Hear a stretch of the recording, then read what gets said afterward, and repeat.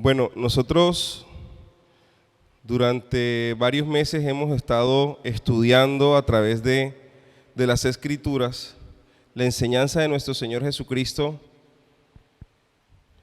en el monte dado a sus discípulos. Y ya entrando en la última parte, yo le invito a que abran sus Biblias en Mateo 7.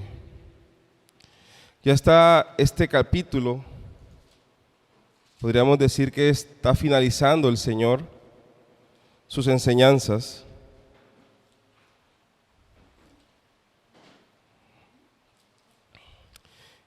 Y ha sido bastante revelacional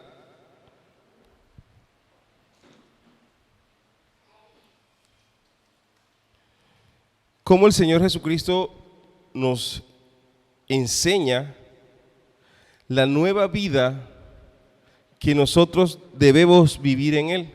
Cómo debe ser la vida del creyente, cómo debe ser la vida de aquel que le sigue. Y eso es lo que hemos encontrado durante todo el sermón o toda la enseñanza del Señor Jesucristo en el monte. Y Mateo 7 no se escapa de ello.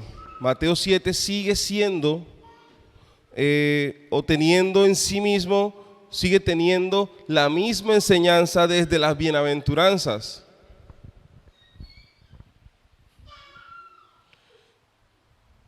Hoy tengo acompañante, tengo coro hoy.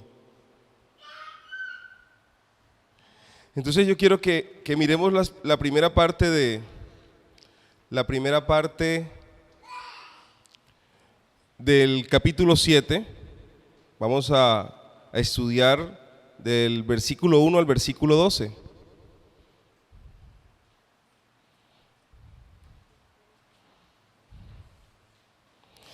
Dice: no juzguéis para que no seáis juzgados, porque con el juicio con que juzgáis seréis juzgados, y con la medida con que medís os será medido. ¿Y por qué miras la paja que está en el ojo de tu hermano y no echas de ver la viga que está en tu propio ojo? ¿O cómo dirás a tu hermano: déjame sacar la paja de tu ojo, y he aquí la viga en el ojo tuyo? Hipócrita, saca primero la viga de tu propio ojo, y entonces verás bien para sacar la paja del ojo de tu hermano.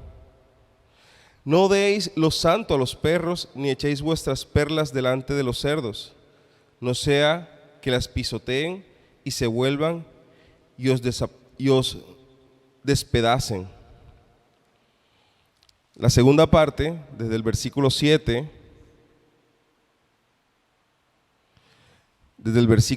dice lo siguiente: pedid y se os dará, buscad y hallaréis, llamad y se os abrirá. Porque todo aquel que pide recibe, y el que busca halla, y el que llama se le abrirá. ¿Qué hombre hay de vosotros que si su hijo le pide pan le dará una piedra? ¿O si le pide un pescado le dará una serpiente? Pues si vosotros, siendo malos, sabéis dar buenas dádivas a vuestros hijos, ¿cuánto más vuestro Padre que está en los cielos dará buenas cosas a los que le pidan? Así que todas las cosas que queráis que los hombres hagan con vosotros, así también haced vosotros con ellos, porque esto es la ley y los profetas. Yo quiero que veamos dos versículos claves aquí: el inicio y el final, el versículo 1 y el versículo 12, porque eso nos va a hablar de la temática o de lo que trata esta sección. Si los leemos de manera seguida, vamos a encontrar lo siguiente: no juzguéis para que no seáis juzgados. Seguiría el 12: así que todas las cosas que queráis que los hombres hagan con vosotros, así también haced vosotros con ellos, porque esto es la ley y los profetas. Entonces, mire cómo lo uno se conecta directamente con lo otro, y nos está hablando de una sola cosa: de cómo debe ser la relación de nosotros los creyentes con los demás. Si bien es cierto, el Señor durante todo el sermón o toda la enseñanza, su prédica, ha mostrado las características del verdadero creyente, de los verdaderos discípulos, sus verdaderos discípulos. Desde las bienaventuranzas que está mostrando cómo debe ser el verdadero discípulo de Cristo. Nos muestra el carácter del cristiano, la influencia del discípulo de Cristo, la justicia, la piedad y la ambición del cristiano, cuál debería ser su ambición. Ahora, en esta última parte, el Señor está mostrándonos cómo debe ser nuestra relación con los demás. En este mundo actual, en este siglo en el que vivimos, hay algo que es bastante marcado y es el individualismo. Si usted ve el marketing o ve todo esto de empresas que tienen su esquema piramidal, siempre va a haber una persona, ¿dónde? En la cima. Y ese esquema, de una u otra manera, es un esquema en el cual vivimos como sociedad, ¿sí? La carrera del éxito, por decirlo de alguna manera, en este siglo está marcada por personas que van solas. Normalmente el éxito que se nos muestra o que se nos promueve, más que vender, el que se promueve, es aquel donde hay un individualismo, es donde solo alcanza a llegar una persona o pocas personas y cada quien, digamos que se desarrolla y no tiene que ver, por decirlo de alguna manera, o le importa poco lo que tenga que hacer para llegar a ese objetivo. Digamos que estamos cargados de eso en la sociedad. Y no ajeno a ello, hace 2000 años, el Señor dejó escrito este capítulo y habla precisamente de la relación que debe tener el creyente, el discípulo de Cristo, con los demás, porque se trata de la iglesia de Cristo por un lado y se trata del reino de los cielos aquí en la tierra a través de la iglesia de Cristo. Entonces nosotros no somos un ente aislado como iglesia, ¿sí? Y el Señor Jesucristo en su oración al Padre, al finalizar el Evangelio de Juan, que dice: Señor, no te pido que los quites de este mundo, sino que los guardes del mal, porque estamos en el mundo, vivimos día a día en el mundo, en los afanes que éste trae, y no estamos aislados de él. Por eso no podremos vivir como cuerpo separados de lo que ocurre en el día a día con el que ocurre con nuestro prójimo, ¿sí? Eso no quiere decir que yo siga sus costumbres, porque no es a lo que Cristo me está llamando. Pero ¿a qué sí me está llamando? A que mi relación con los demás sea como Él dicta o como Él está enseñando a través de este sermón. Yo creo que para el creyente, con lo primero que uno debería encontrarse en la vida cristiana es con este mensaje, es con el sermón o la prédica del Señor Jesucristo en el monte, porque es la enseñanza puntual, es como el logro o a donde debe alcanzar la meta, el objetivo de todo aquel que decide seguir a Jesús, decide creer en Jesús, en su obra, en su ministerio. Yo creo que ese es el inicio de todo. Si nosotros pudiéramos resumir el Evangelio está condensado aquí. Todo el mensaje de Dios para el creyente está aquí. El Evangelio como mensaje de arrepentimiento son las Escrituras, Y sí, el mensaje es uno, arrepentidos porque el reino de los cielos se ha acercado. Pero el mensaje para la iglesia, para aquel que decide caminar, es este. Aquí se resume. ¿Y cómo termina diciendo el Señor en el versículo 12? Porque esto es la ley y los profetas. Está resumiendo todo. Está resumiendo todo en lo que Él ha venido diciendo desde las bienaventuranzas. Entonces vamos a seguir hablando sobre las relaciones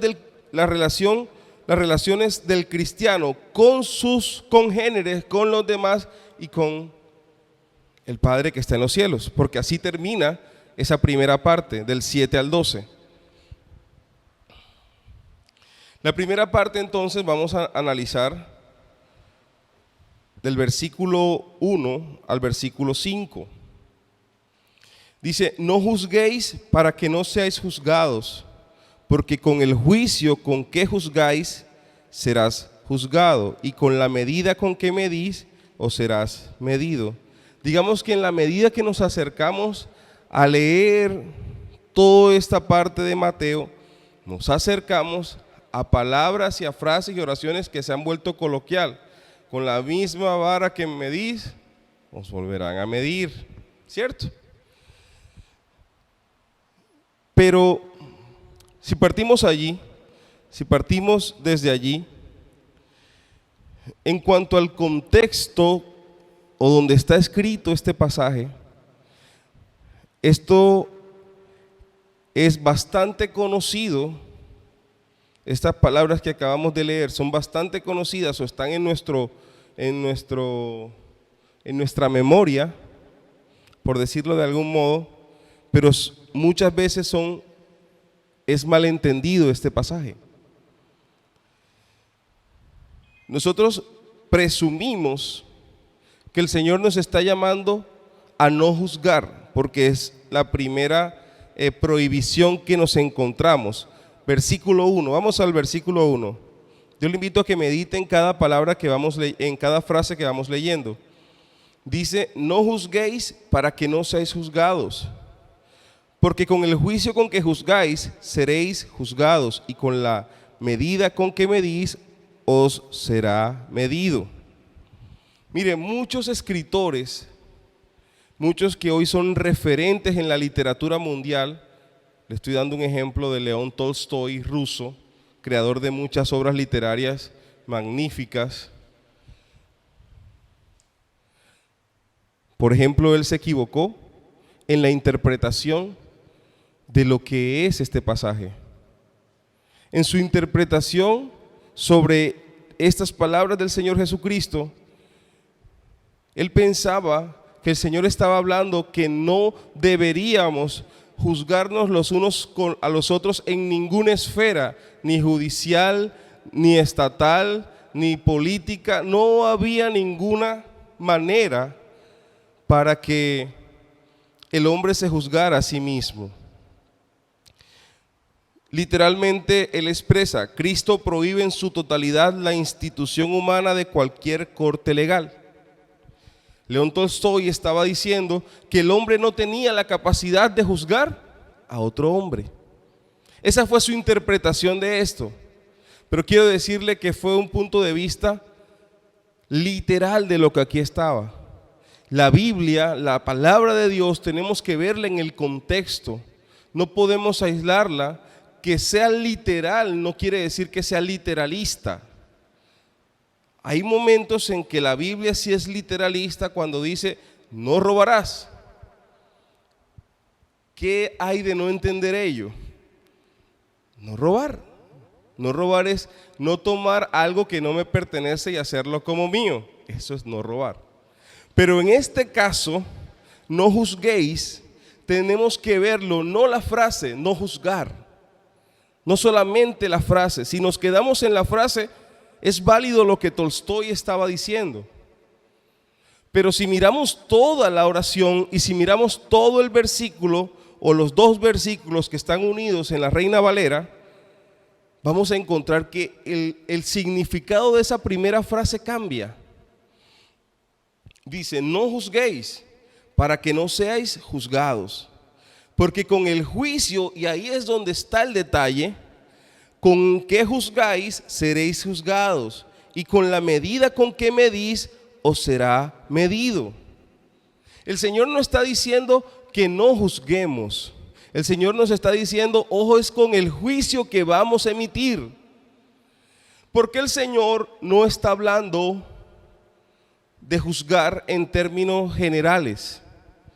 El Señor no está hablando o no está prohibiendo que juzguemos, porque entonces estaría prohibiendo nuestra naturaleza como Él nos hizo. Él nos hizo a su imagen y semejanza. Y en ser hechos a imagen y semejanza de Dios está la posibilidad del ser humano de dictar juicio de valor, saber qué es lo bueno y qué es lo malo, ¿cierto? Por ende, el Señor, el Padre, Jehová el Padre, cuando crea a Adán y a Eva, ¿qué hace? Le dice, de todo árbol puedes comer, menos de ¿qué? Del árbol del bien y el mal. Antes de que el hombre comiera del árbol, ya él conocía o tenía un juicio de valor. Sabía qué era lo bueno y qué era lo malo. Sabía que era una prohibición y que sí era una afirmación, o qué podía y qué no podía hacer. Dios le dijo, puedes comer de todos menos de este. El juicio de valor no entró cuando el hombre comió del árbol del bien y el mal. El juicio de valor está intrínseco en la creación del hombre, porque eso hace parte de la semejanza que tenemos nosotros los hombres a Dios. Los animalitos no tienen esa capacidad de distinguir qué es lo bueno y qué es lo malo si no se es enseñado. Si no le es enseñado, los animales no pueden hacerlo. Por ejemplo, si usted tiene una mascota, un perro, por ejemplo, usted tiene que enseñarle dónde le es posible hacer sus necesidades corporales. Y después de varias correcciones, él va a aprender que él no puede hacer las necesidades de su cuerpo dentro de la casa, sino por fuera. Eso es a lo que se le llama instinto. Por eso muchos hablan de que las mascotas tienen instintos, no tienen capacidad de razonar o de raciocinio. Claro, ellos a partir de que usted le enseñó saben que está bien y que está mal. Por eso cuando ellos infringen la ley, saben que eso está mal. Pero cuando obedecen y cumplen, ellos esperan una retribución. Bueno, a ellos se les enseñó. En nosotros eso hace parte de nuestra esencia, porque también hace parte de Dios. Él nos hizo a imagen y semejanza. Entonces, el Señor no puede estar diciendo aquí que no juzguemos, porque en nosotros hay juicio de valor, porque Él también tiene juicio de valor. O sea, que usted analice la situación o analice el proceder de otro, no está mal. Y no es lo que quiere decir esta frase. Hablemos de lo que no quiere decir, para después entrar en lo que sí quiere decir el Señor aquí. Y esto es mal interpretado por muchos que no conocen las Escrituras. Y cuando usted como creyente hace un juicio de valor sobre algo que está sucediendo en su entorno, van a decir, y eso que este es cristiano y mira cómo critica y mira cómo... No, porque usted y yo no estamos para pasar en la vida de largo y ser indiferente a la situación. Usted va a encontrar lo que es bueno y lo que es malo en las diferentes situaciones, lo que es justo o es injusto. Claro, nosotros no podemos ver justicia e injusticia bajo otro parámetro que no sea la Biblia, ¿cierto? Entonces, que usted asuma una postura sobre lo bueno y lo malo y mire el proceder de otro, bueno o malo, eso es lo que el Señor nos permite hacer. Y no es lo que aquí se refiere. Entonces, entendiendo lo que no se refiere esto y lo que sí nos es permitido, vamos a entender lo que aquí se está refiriendo el pasaje. Entonces sigue diciendo, no juzguéis para que no seáis juzgados, porque con el juicio con que juzgáis seréis juzgados, y con la medida con que medís os serás medido. Entonces, ¿qué hacía referencia el Señor Jesucristo? ¿A qué estaba haciendo referencia el Señor en estos dos versículos? No es a que usted y yo emitamos un juicio de valor, sino que nos sentemos en el lugar del juez para juzgar a la persona. Que nos sentemos nosotros como los que dictamos la sentencia, como aquel que tiene el poder para condenar. No somos jueces, y ese es el pecado original, el pecado inicial, la esencia del pecado, cuando la serpiente sedujo al hombre, a Eva en este caso. ¿Qué fue lo que le dijo? Dios les está diciendo, Dios no les permite comer del fruto, porque el día que coman de este fruto ustedes serán igual a Dios.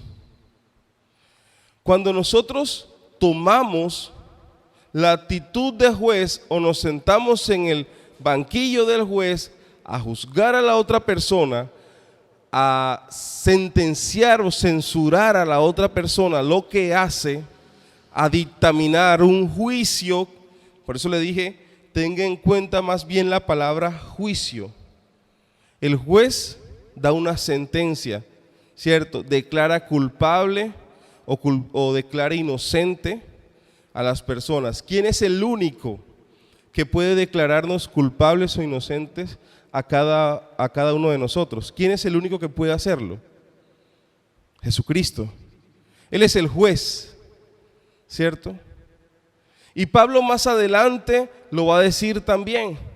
El apóstol Pablo va a decir, vamos a esperar al Señor Jesucristo, que en el día de su juicio todas nuestras obras serán reveladas, porque Él es el único que puede hacerlo. Hablando con los corintios, en la carta a los corintios, en la carta a los romanos también vuelve y lo repite. De hecho cita las escrituras, cita a los profetas diciendo lo mismo.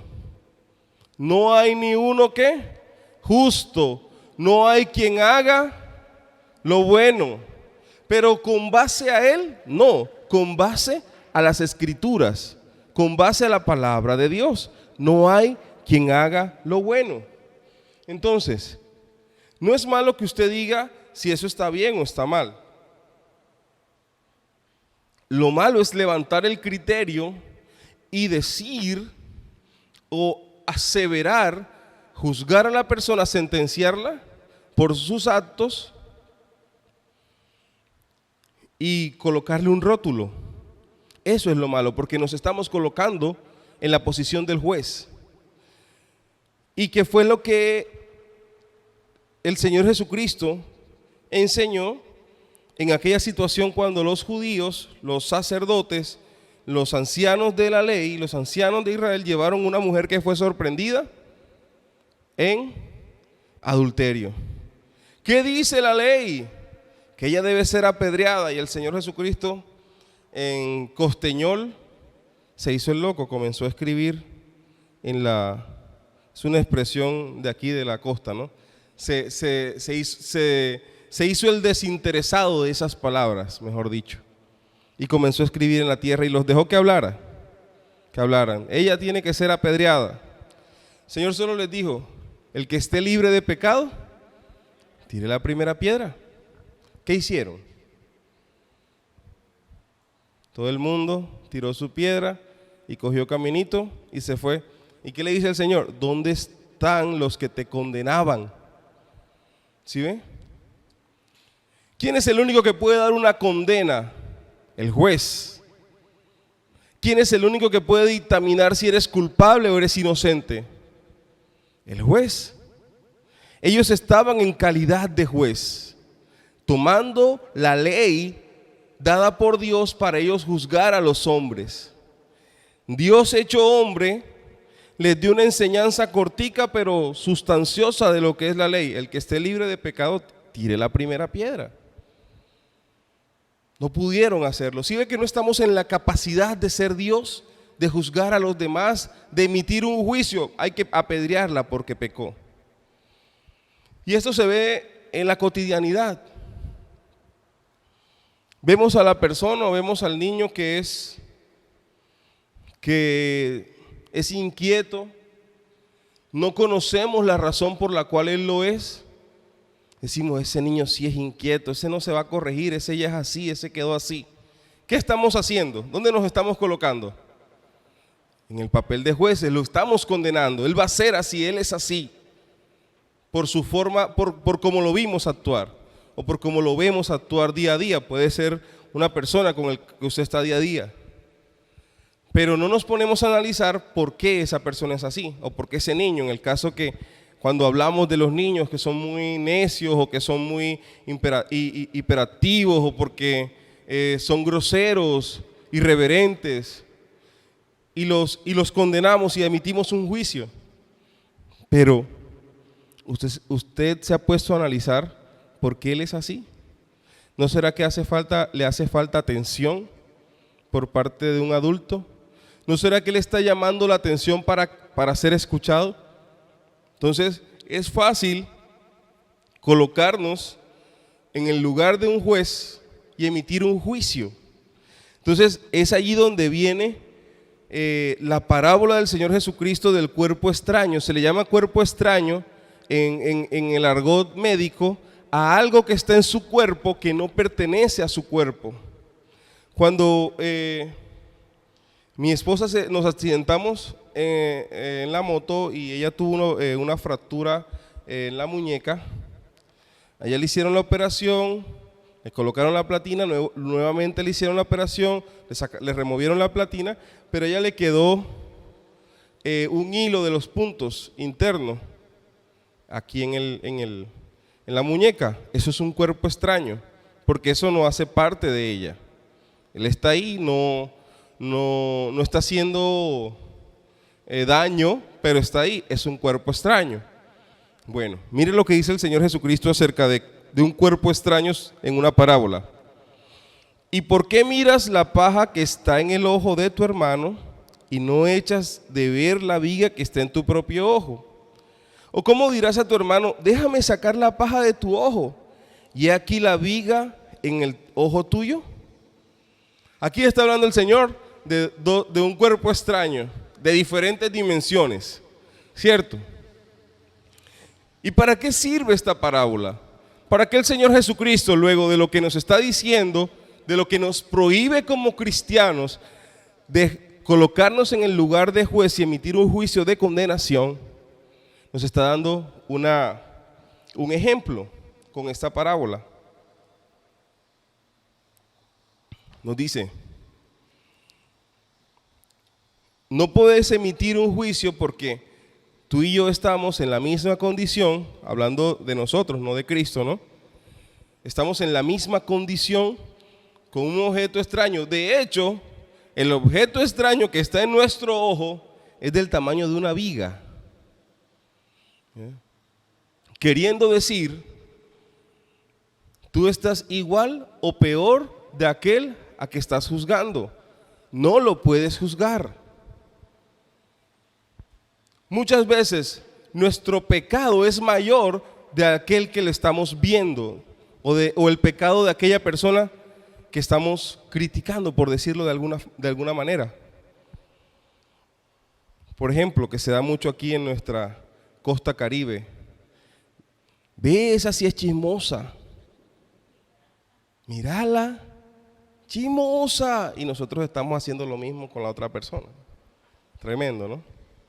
Pero hace parte de algo, y es que nos volvemos moralistas, vemos nuestro pecado reflejado en la otra persona y la juzgamos y la sentenciamos, pero para excluirnos a nosotros.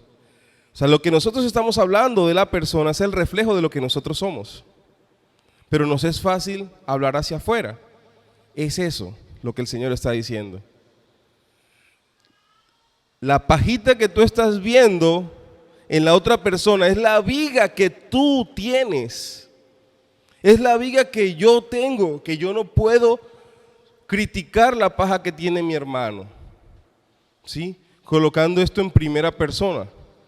Yo no puedo juzgar y entrar a juzgar, hacer un juicio de valor en ustedes como hijos de Dios, si en mí hay algo peor que eso. ¿Sí? Usted y yo no podemos entrar a hacer juicio de valor porque nosotros no estamos libres de pecado. El que esté libre de pecado, ¿qué? Tire la primera piedra o lance la primera expresión. El que esté libre de pecado, lance la primera crítica. ¿Ve? A eso es lo que el Señor está haciendo referencia aquí. El Señor nos está diciendo, nos está llevando a lo que no debemos hacer. Nos da dos ejemplos. No hagas lo uno, no juzgues, porque de la misma manera así serás juzgado. Pero no es que, no, Señor, y es que no nos podemos poner en el lugar de jueces. Entonces, ¿quién se va a poner en el lugar de juez para juzgarme? ¿Quién es el único juez? ¿De qué juez está hablando Cristo aquí en el versículo 2? Porque con el juicio con que juzgáis seréis juzgados. Nos está hablando de un juicio, de un juez y de una sentencia. Ese juicio va a ser al final de los tiempos, ese juez va a ser Cristo. Entonces, el Señor, para completar esta idea, o lo que aquí se está refiriendo el Señor, es que así como nosotros hoy nos colocamos en el lugar de Dios y criticar a la otra persona, en el postrer día, en aquel día donde seamos juzgados todos los hombres, el verdadero juez, Cristo Jesús, nos va a juzgar a esa misma medida. ¿Sí? A eso es lo que hace referencia.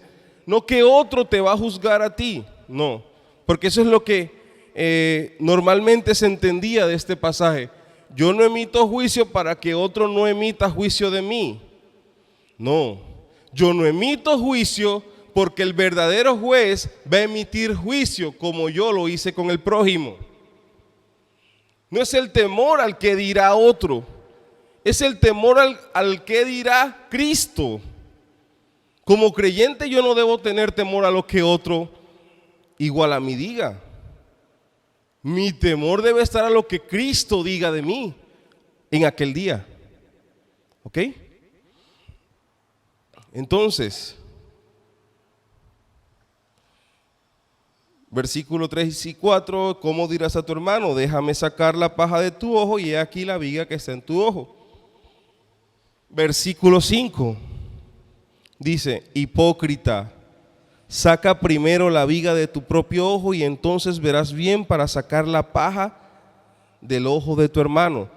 Y esta ya es la conclusión, lo que debemos hacer. Cristo nos dice dos cosas que no debemos hacer, pero sí nos llama a hacer algo. Vuelvo y le digo, pasar desapercibido por el mundo también es pecado, porque es que el Señor aquí nos está mandando a hacer algo. Mire que el Señor Jesucristo nunca dejó de decir las cosas que por su nombre. Si pudiéramos traducir a nuestro lenguaje moderno, ¿cómo se llama eso? Eso se llama franqueza, ¿cierto? El Señor Jesucristo siempre fue franco, claro y llamó las cosas por su nombre. De hecho, aquí hay un ejemplo. ¿Cómo comienza el versículo 5? Hipócrita. O sea, el Señor llama las cosas por su nombre. Si yo, teniendo una viga en mi ojo, quiero sacar la paja de mi hermano, ¿yo soy qué? Un hipócrita. ¿Qué le decía a los fariseos? Ustedes son sepulcros blanqueados, generación de víboras. ¿El Señor Jesucristo dejó de amarlos? ¿Dejó de amarnos a la humanidad? No. Pero por ello ocultó la verdad de lo que estaba sucediendo en la humanidad. No. Y eso nos da luces acerca de lo que el Señor Jesucristo nos está hablando aquí. Yo no puedo pasar desapercibido por el mundo, hacerme el de la vista gorda entre lo bueno y lo malo, lo justo y lo injusto, de acuerdo a la palabra de Dios. A lo bueno debo llamarlo bueno y a lo malo llamarlo malo. No como dice las Escrituras, que el hombre llama a lo malo bueno y a lo bueno lo llama malo. Yo debo basarme en la Biblia, que aquí sí está el parámetro de justicia, que es lo bueno y que es lo malo, para dar mi juicio de valor. Pero el Señor primero me está diciendo algo que debo hacer. Centrémonos en el versículo 5. Dice: hipócrita. Luego de esa palabra clara y diáfana dice: saca primero la viga de tu propio ojo, y entonces verás bien. El Señor nos está llamando ¿a qué? Con esto.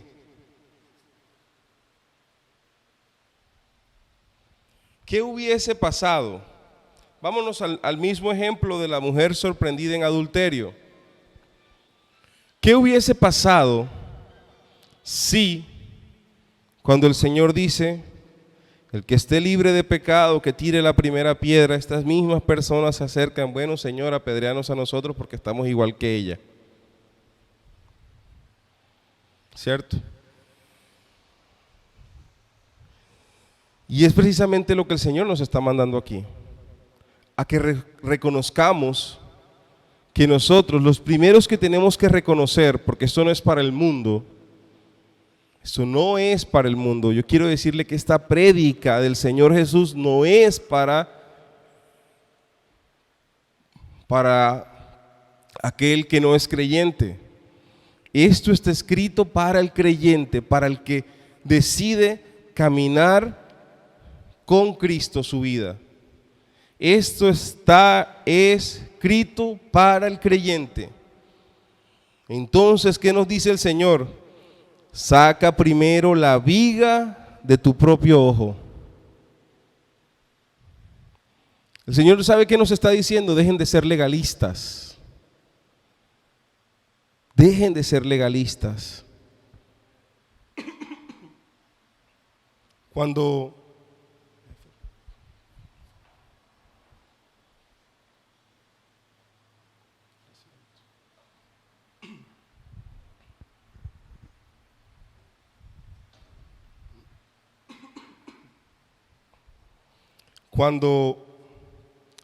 puede pasar los años en la vida cristiana, pareciese que uno comenzara a ver más los defectos de otros que los propios defectos, ¿cierto?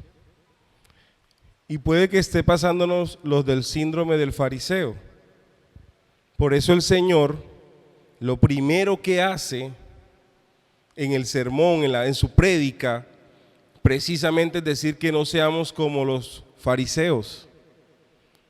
Y es por eso mismo, porque parece que nos fuéramos profesionalizando en la vida espiritual, que fuéramos los que más oramos, los que más buscamos, los que más leemos. Y eso nos hace dar juicios de valor, espiritualmente hablando,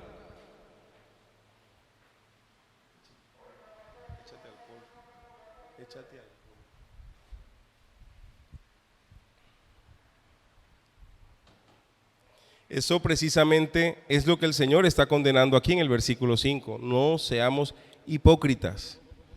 Yo no puedo determinar cuánto ora mi hermano, por ejemplo, ya hablando en el sentido espiritual y en lo que nos atañe como iglesia. Juzgamos a la otra persona y somos fácil de juzgar por lo que vemos así aparentemente. ¿Ya? Yo no puedo juzgar cuánto ora usted, ni usted puede juzgar cuánto oro yo. Yo no puedo medir su comunión con Dios, yo no lo puedo medir. Yo no puedo medir su relación con Dios, la forma como usted se relaciona con Dios, yo no lo puedo medir. Yo le puedo aconsejar cómo debe ser su relación con Dios, o cómo debe ser la relación ideal basado en la Biblia de la relación con Dios. ¿Cuál es la forma ideal como la Biblia nos describe que debe ser la relación con Dios? Eso sí lo puedo hacer, pero yo no puedo entrar a juzgar, a emitir un juicio. Uy, ese está carnal. Uy, ese no ora, míralo. como vive, no, ese no ora, seguro que no hace el devocional. Eso precisamente es esto que está aquí, de lo que estamos hablando. Yo no puedo entrar a dar un juicio, a condenar, ¿cierto? Versículo 5, estamos aquí en el versículo 5 y estamos hablando de la primera palabra que está en dos signos de admiración. O sea, eso fue fuerte, eso fue de exhortación. Hipócrita. Hipócrita. Imagínese ese hipócrita en la voz del que sí puede juzgar. Imagínese ese hipócrita en la voz de Cristo, que usted no puede señalarlo porque Él era justo y santo. Ese hipócrita aquí escrito es el que nos hace bajar la cabeza. Yo a usted le puedo decir hipócrita y usted va a decir, ¿y usted de qué me habla? ¿Cierto? Pero ahora imagínese a Cristo, la voz de Cristo aquí descrita. ¿Qué debe llevar al creyente? ¿Qué nos debe llevar a nosotros a bajar la cabeza y decir, uy Señor, sí? ¿Cuántas veces he sido hipócrita? ¿Cuántas veces he juzgado a mi hermano por lo que mis ojos ven solamente? Y tú nos estás llamando precisamente a todo lo contrario. Saca primero la viga de tu propio ojo y entonces verás bien. ¿Dónde tengo que ponerme de acuerdo con Dios antes de poder hablarle a cualquier otra persona? Tengo que primeramente en intimidad reconocer que todos pecamos, que yo peco igual que peca fulano, que peca mengano, que pecan todos. Todos pecamos por cuanto todos pecaron. No hay ninguno justo, no hay quien haga lo bueno. Nosotros por naturaleza hacemos lo malo. Somos personas malas que de vez en cuando hacemos cosas buenas, no es lo contrario. No somos personas buenas que a veces hacemos cosas malas, es todo lo contrario. Somos malos haciendo cosas buenas de vez en cuando. Ese es nuestro estado natural. Nuestro estado con Cristo es que seguimos siendo así, pero creemos en su obra redentora y por eso nos debemos arrepentir siempre. Por eso es que usted y yo somos creyentes. Eso es seguir a Cristo hoy, vivir una vida de arrepentimiento continuo. Estar aquí es reconocer públicamente que somos pecadores igual que el resto, pero que necesitamos arrepentirnos continuamente delante de aquel que nos puede perdonar. Eso es la iglesia, no es más. Personas que reconocen públicamente que necesitan sanidad en el espíritu. Que el doctor que vino al mundo, el médico que vino a sanar esa enfermedad llamada pecado, está aquí para hacer eso, para sanarnos de ese pecado. ¿Cómo lo hizo? Muriendo en la cruz, dándonos perdón de pecado, vida eterna, salvación. Nos redimió, en Él está la cura. Entonces venir aquí, escuchar su palabra, leer su palabra, ¿es qué? Buscar esa cura. Es lo único diferente. Lo que nos diferencia del que no busca a Dios, de los que buscamos a Dios, es que estamos reconociendo que necesitamos a Dios. Es lo único que nos hace diferente. Entonces, saca primero la viga de tu ojo para que veas bien. Oscar, saca primero la viga de tu ojo para poder pastorear. Por ejemplo, si usted se pone en mis zapatos, yo calzo 44 entre otras cosas, bastante grande, 44 para niños, pero en mis zapatos espirituales todavía la talla es más grande. Porque para yo poder emitir un juicio de valor, ¿qué me corresponde a mí atrás? Me corresponde primero confesar y entender por qué mi hermano está así. Y antes de emitir cualquier juicio o emitiéndolo, tener la lucidez que es que yo me estoy reflejando en lo que emito. Y entonces poder decir, es que lo que yo estoy diciendo de mi hermano, eso es lo que yo soy. Entonces ahí, antes de poder decirle algo, yo tengo que ir a la presencia de Dios y decir, Señor, perdóname. Perdóname porque no te busco como debo de buscarte, por los pensamientos que a veces llegan a mi mente, por los actos que hago que no te glorifican, para poderle decir a mi hermano, oye, mira, estos actos no están glorificando a Cristo. Lo sé porque yo también los he hecho, los he cometido. A eso es lo que el Señor nos está llamando a todos. Saca primero tu viga para que veas bien y puedas para sacar la paja del ojo de tu hermano. El Señor nos está llamando a dos cosas, así como nos prohíbe dos cosas, también nos está llamando a dos. Primero, actuar sobre nosotros y no ser indiferente con la debilidad o el problema de mi hermano.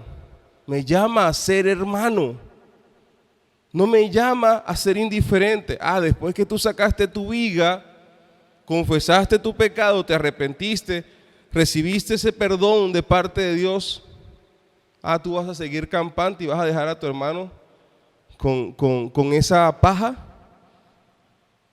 Mire, no sé si usted, los que conducimos moto, nos corresponde protegernos los ojos porque la brisa, y más en estos tiempos, ese polvito se mete y eso irrita, ¿cierto? Se vuelve más fastidiosa, puede volverse más fastidiosa la paja que a veces el tronco, porque el tronco usted lo saca de tajo y ya. Pero la brisa trae un polvillo que podríamos volverlo semejante a esa paja, que usted puede caminar todo el tiempo con ella, le fastidia pero sigue caminando, y le fastidia pero sigue caminando. Esa es la paja que está hablando el Señor aquí. Y usted y yo, como hermanos de aquella persona que lo vemos fastidioso, podemos ver bien. Lo voy a llevar a este ejemplo leyendo este pasaje. Hipócrita, saca primero la viga de tu ojo y entonces verás bien para sacar la paja del ojo de tu hermano. Es como lo siguiente: a usted le cae algo en el ojo, puede ser hasta una pestaña suya. Y ¿no le ha pasado que usted se acerca a la persona que tiene, mírame para ver si, mírame aquí que tengo algo aquí? Y normalmente uno que dice, yo no te veo nada. Sóplame aquí para ver. Yo no te veo nada. Precisamente es eso. Saca la viga de tu ojo para que veas bien y veas lo que él tiene, si tiene algo. Nosotros no podemos pasar indiferente y decir, yo no te veo nada, y la persona y el hermano sigue rascándose. Tiene algo, pero tú y yo no lo vemos por la viga que tenemos. Al ser libres de esa viga, libres por el perdón de Cristo, entonces ahí sí puedo decirle, ven acá, ¿qué te molesta? ¿Qué es lo que te está molestando?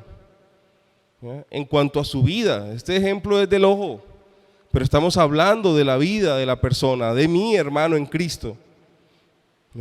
Y es ahí cuando nos estimulamos como iglesia, cuando nos exhortamos unos a otros.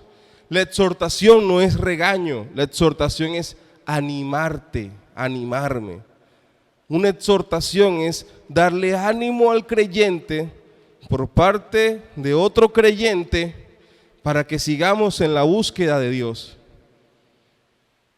Eso es exhortación. Entonces, cuando usted tiene la confianza con su hermano de comentarle qué es lo que le está fastidiando en su vida, si su hermano ya hizo lo primero que está diciendo el Señor Jesucristo, puede llevarte a que ese fastidio se quite en tu vida. A eso es lo que nos está llamando el Señor como iglesia. Si usted se da cuenta, esto que el Señor está hablando aquí son términos generales en cuanto a nuestra interacción como personas, como individuos en una sociedad. Primero, en nuestro núcleo, la iglesia, cómo debemos tratarnos, cómo debemos conducirnos como iglesia. Sí, Usted se preocupa como yo me preocupo del que no vemos, ¿cierto?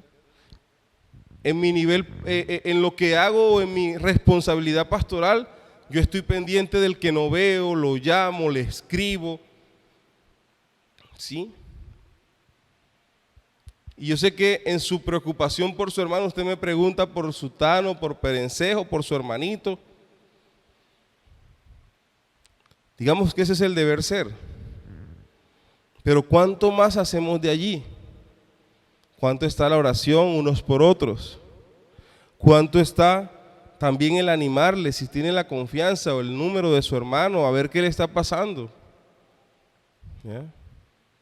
Y cómo ser parte de la solución a su debilidad, dificultad, problema o incluso pecado. A eso es lo que nos está llamando el Señor. Esa es la primera parte del capítulo 7. ¿Sí ve que muy conocido pero mal interpretado? Vámonos ahora a partir del 6, versículo 6, que parece que está aislado, pero sigue en la misma línea. Dice la palabra de Dios: no deis lo santo a los perros, ni echéis vuestras perlas delante de los cerdos, no sea que las pisoteen y se vuelvan y os despedacen. Aquí el Señor está emitiendo un juicio de valor. Aquí el Señor está tratando de perros y de cerdos, está dando un criterio sobre personas, ¿cierto? Parece fuerte, de hecho es fuerte, porque es emitido ese juicio por parte de que es santo y que puede decirlo.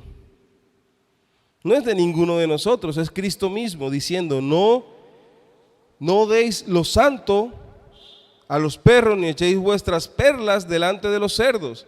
Él sí puede emitir ese juicio. Entonces eso nos lleva a nosotros a pensar: ¿quiénes son esos perros y quiénes son esos cerdos? ¿A qué se está refiriendo el Señor aquí?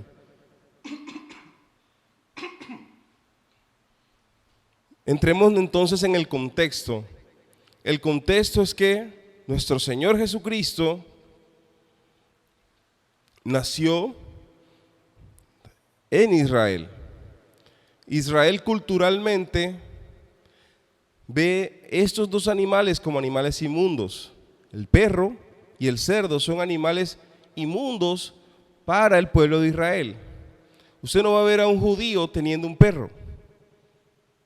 Y por eso los judíos no comen cerdo, de lo que se pierden, pero no comen cerdo, porque para ellos estos dos animales son catalogados como inmundos.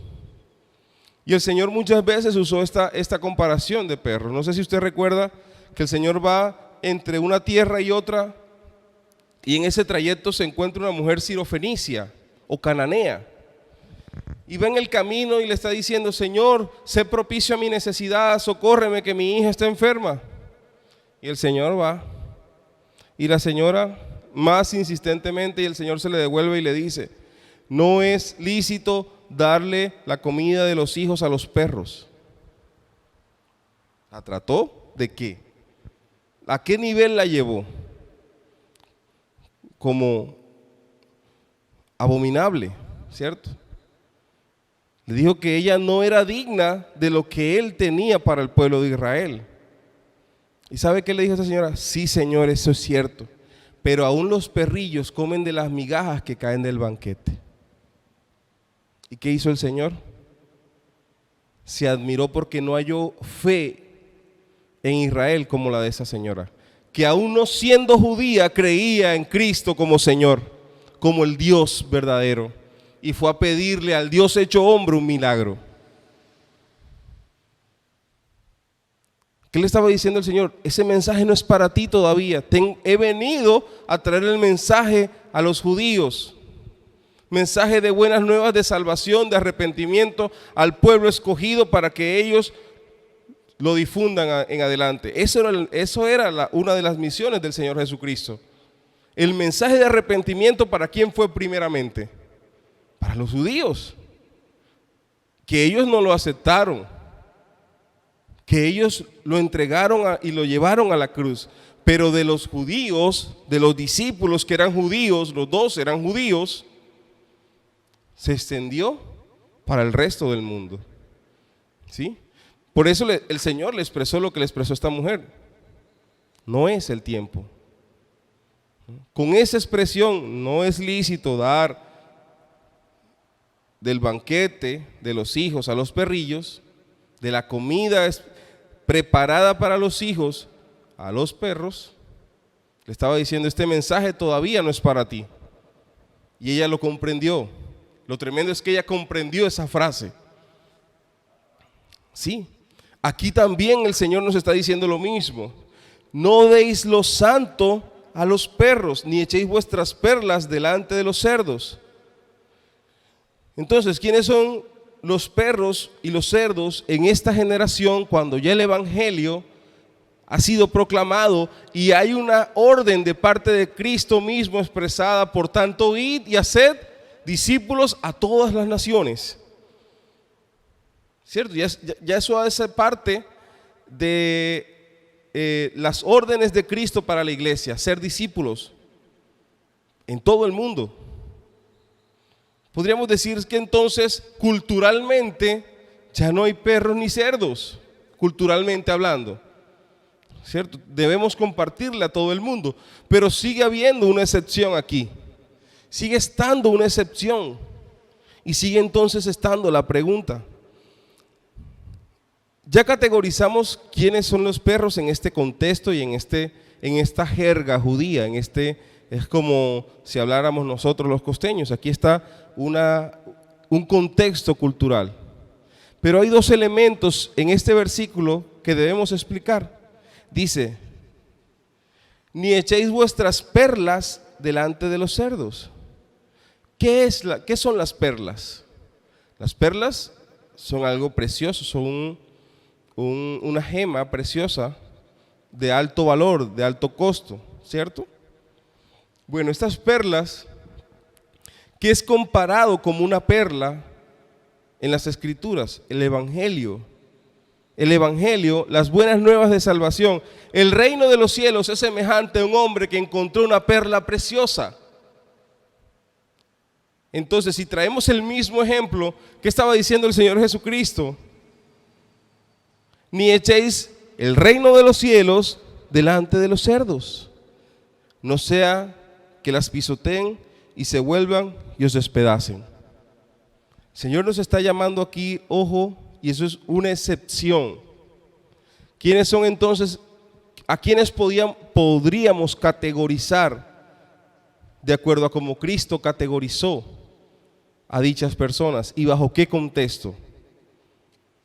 Estas personas son aquellas que, teniendo la oportunidad por muchas ocasiones, de muchas maneras, muchos llamados de parte de Dios a través del evangelio, deciden voluntariamente desechar el evangelio.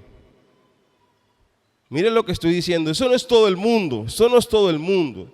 Estos son aquellas personas que deliberadamente, voluntariamente deciden no aceptar el reino de los cielos, deciden no aceptar el evangelio de Cristo. El Señor Jesucristo, palabras más, palabras menos, está diciendo, como decimos aquí en nuestro contexto cultural, no gaste pólvora en gallinazo.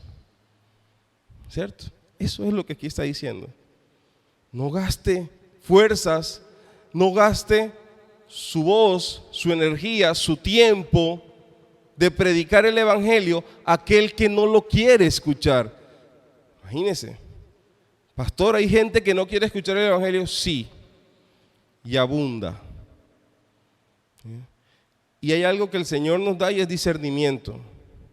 Y es fácil identificar a las personas que han escuchado el evangelio, que deliberadamente no quieren acercarse al evangelio, al reino de los cielos, porque aman más las tinieblas que la luz. Así lo dicen las palabras de las Escrituras.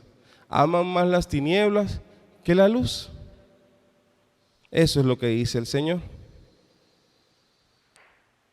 Y, y yo creo que en su caminar usted y yo nos hemos encontrado con personas así, que abiertamente nos dicen que prefieren la vida que tienen antes de acercarse a Cristo y vivir una vida ceñida a los parámetros de Cristo.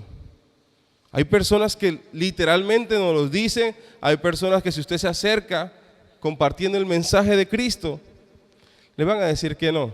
¿Qué está diciendo el Señor? No pierda el tiempo. Eso es muy preciado y Él no lo va a disfrutar, a aprovechar, no lo quiere. Pero sobre ello hay algo más. Dice el Señor,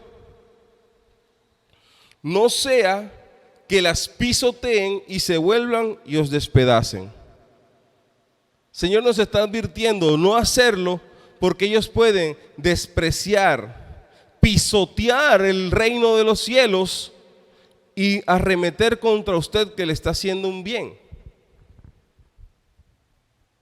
Por eso el Señor nos está evitando pasar malos ratos. Cuando conocemos el valor de las cosas es que las apreciamos.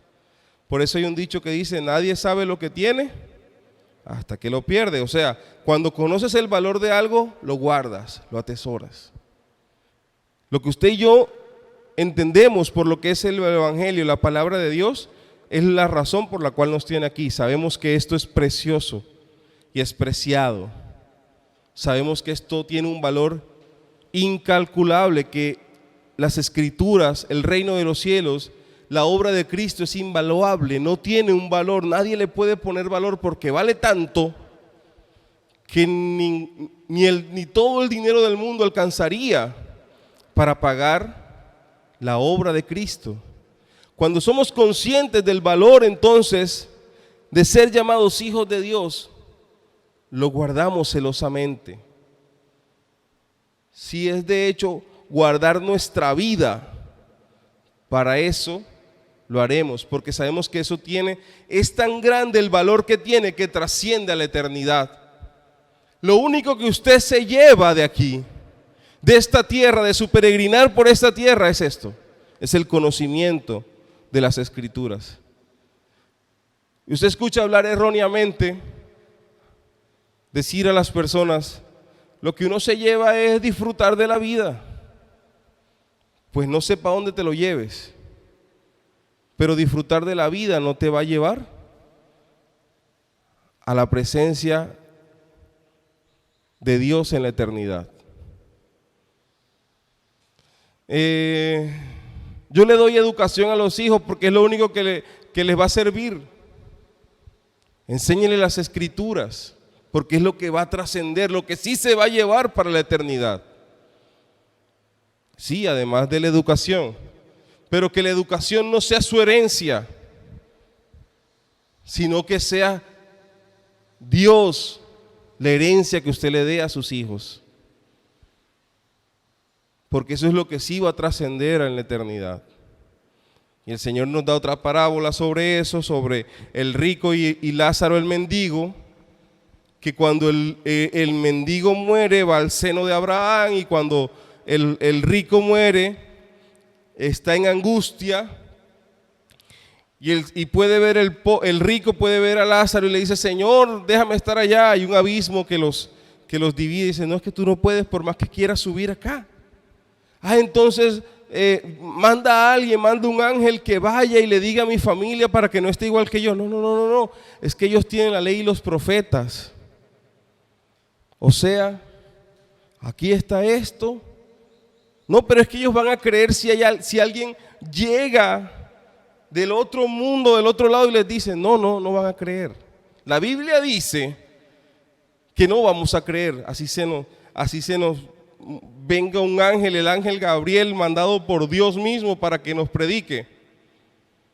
No, si no escucha al que ve todos los días, al que es como usted, mucho menos va a escuchar a otro que llegue. El hombre está tan cauterizado que va a decir, esos son efectos especiales. No. si no nos acercamos ahora a las Escrituras, si no vemos esto como preciado y precioso para la eternidad, no hay otra cosa. Y yo sé que usted hoy está aquí porque así lo ve. Y esa es mi esperanza, que usted así lo ve, que eso es preciado. Nada nos llevamos, nada, absolutamente nada, solo esto, el conocimiento de esto. La tranquilidad, la paz de que al finalizar de nuestros días y cuando se desprenda nuestro espíritu de nuestro cuerpo, vamos a estar llenos del conocimiento de esto y va a haber tranquilidad. Por eso el creyente no debe tenerle miedo a la muerte. ¿Cuánto duele la muerte? No lo sé. No lo sé.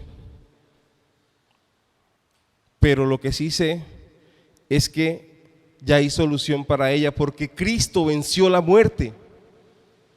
Y cuando finalice nuestra vida, este peregrinar por la tierra, en cuanto tuvimos esto como preciado, vamos a estar cara a cara con Cristo. No hay duda alguna para el creyente, aquel que vive la sana escritura, que en el momento de partir sabe que inmediatamente se va a encontrar con Cristo.